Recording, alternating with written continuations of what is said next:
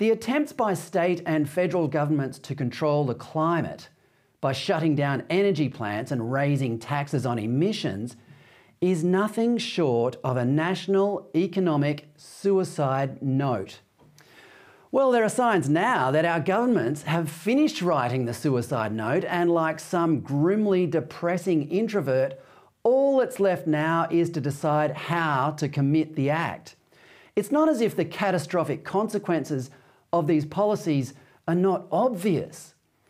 Across the country, we are placing restrictions on the extraction or use of our abundant supplies of oil, gas, coal and uranium, while facing the sort of energy shortages not seen in Australia since World War II.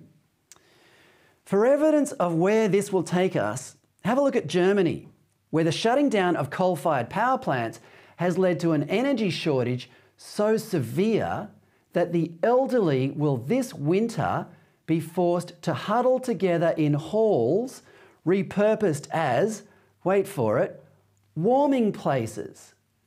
Or have a look at Sri Lanka, where cozying up to China and imposing ludicrous organic farming practices, the sort of green fantasies that are also popular here among our new generation of green and teal MPs, has thoroughly destroyed agriculture.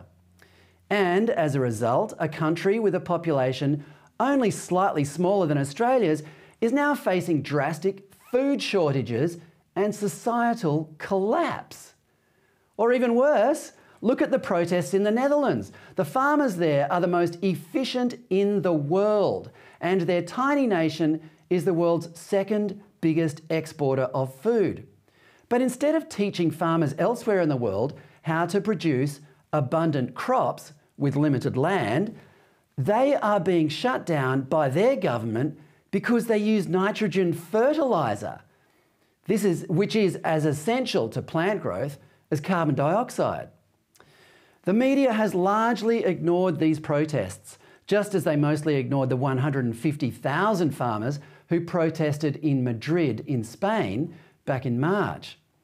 The world is being led by politicians, many of them alumni from the World Economic Forum, who seem determined to seriously restrict food and energy production and punish or imprison anyone who tries to stand in their way. There are few politicians at any level of government in Australia who are even aware that this is happening.